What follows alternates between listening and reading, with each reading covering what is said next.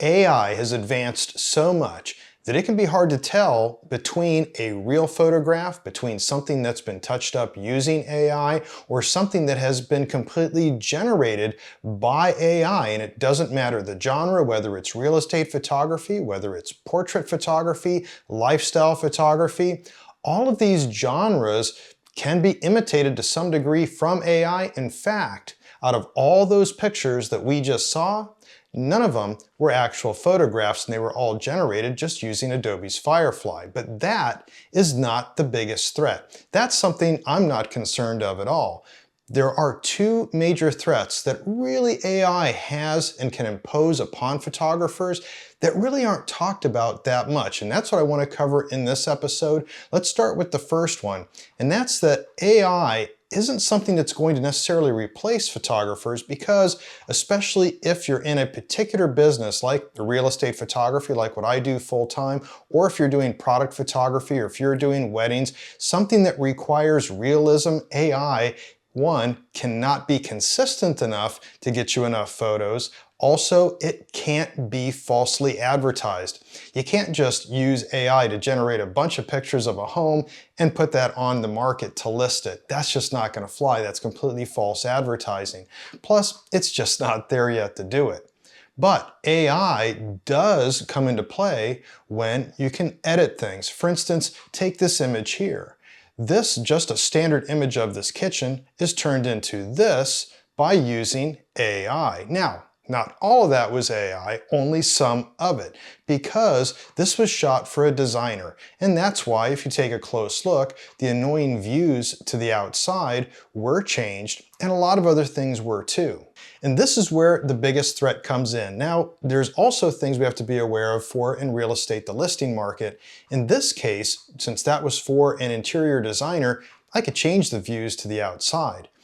But what the biggest threat is that you could be losing the work to someone like me or your other competitors, because I'm able to utilize AI and I can then modify things as I need to, and it's not just for architectural and design work. Let's take a look at this one here. This simple kitchen, yes, the white balance is off because this is just an ambient shot, and if you were to try to bracket this with HDR, then you would struggle. But by lighting it correctly and then applying AI, I've got a much cleaner looking countertop without all those distractions that were on top of it. And that's something that I can do that a lot of my competitors can't, unless they were to farm it out and charge more. But since AI is there to help me, I can charge a lot less for doing those type of edits. And by the way, if you're not familiar with some of the lighting, some of the corrections here to get those well-lit photos and also to do a lot of this editing, just take a break. I want to tell you about the courses that I have on real estate photography. I've got courses on doing pro interiors, expert editing, exteriors, and also videography for real estate. I've also got some best-selling books that I've written on real estate photography, and I've got links to all that down in the description for this video. AI is becoming a large part of this edit process, and it's something that we can use to our advantage. In fact, here's just a real simple example. And how many times, if you've shot real estate, have you come across something like this where we've got this annoying litter box that can be simply removed using some AI? And that only took about 60 seconds to change that out to something that was a little more pleasing than looking inside of a gigantic litter box and cleaning up a few other things on the floor as well. So those type of advantages that you have, that is what you can use to protect yourself from one of the biggest threats of AI. And that threat from AI to photographers isn't that AI will take your job. It's that your competitors will take your job because they know how best to use AI in their workflows. And while you can apply that to the listing market, which offers an upsell opportunity for every single type of client you could get for real estate to say, I could easily remove that. It would be a cost of, and then give them a small quote. You could have a very cluttered house, and in with just 1 hour of quoted time to do the editing, probably wouldn't even take you that long to do a lot of these type of cleanups. You can immediately start making more money, but more so is that you protect yourself from that threat of AI and that you're the competitor who can do it. whereas others in your field might not be able to do it, and so you're going to gain a higher reputation. Nowadays, there is no distinction between being a photographer and a graphic designer or editor when it comes to the clients that hire you. They say, Nathan's a great photographer. He can change out anything in AI. Well, wait a minute. Isn't a photographer supposed to just be taking pictures with his camera? No. To a client, it's everything from top to bottom. And so this applies also then when you talk about weddings, for instance. If you're a wedding photographer, yes, you have to capture the real day. You have to capture something that is real. You can't capture false people. No one's going to buy photos of somebody else. But you can use AI to your advantage to change out backgrounds, to improve things, to enhance stuff. And the same goes for product photography. You can't just make stuff up. You have to show what's actually being sold. But by using AI, you can make the images better. But this is just the first threat to AI. There's a second threat that is also not talked about very much, but still very important. And that threat is in the computing power that's being required by these AI engines.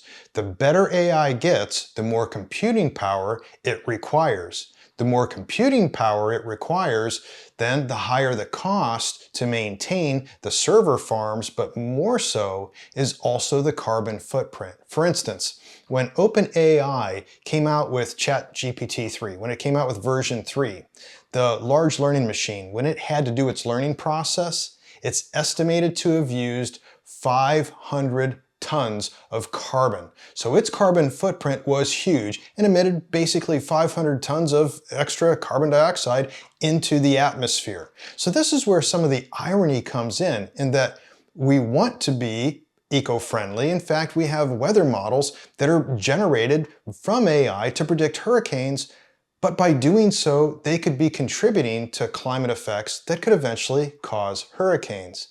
So there's a bit of a chicken and egg paradox, and something that we really don't talk about that much when it comes to photography and its possible impact on the environment, because we never used to really think about photography having an impact on the environment. Now that we're talking about AI, we're talking about a large carbon footprint that is required every time we want to generate something out of AI. Now, will these data centers eventually be run off electricity that is all solar, that is all wind and all that? Yeah, possibly, but we're up against that same type of infrastructure issue when we're just powering electric vehicles also. So this is something that really isn't talked about that much, but something to be very much aware of, because it's not just the carbon footprint that's going to affect climate change, it's also the impact it'll have on regulation. So AI comes at a cost, and right now we think of using it in Photoshop and Firefly, maybe getting dinged a few generative credits. But when we think about it in the future, the more it advances and the better it gets, somebody's got to recoup the costs on not just the server farms that are being used to generate this AI, but also regulatory restrictions that could come in and also cost those companies a lot more money. So the more advanced AI gets, the higher the chance will be that it will be more of a per-pay service. And that's why now it's good if you can learn not just AI to rely on that for all your editing, but also the traditional stuff as well. Let's go back to that kitchen shot, for instance. Not everything in that was done with AI. Some of that was done using traditional editing methods, stuff I also show in my course on expert editing for interiors. And so this goes back to our first threat from AI, which is it's not AI that's going to take your job as a photographer. It's other photographers who know how to utilize AI. Also, a very common one that really got a lot of flack back years ago was when content aware was being used to expand images, where you could use that on landscape images to fill in edges and corners and whatnot. There was a big hoopla about that, but nobody remembers that now because it just became standard. AI is heading down that same path. And if you don't hop on board with AI right now, using it responsibly for your editing and in your workflows, then eventually you could be left behind also. This doesn't mean that we have to give in to AI. There is no such thing. It's just another tool. And as long as you can learn it, and as long as you can show other clients that you can use it responsibly and to their favor, then you can also look at a better career and a longer career as you stay current and also advance your skills as a photographer.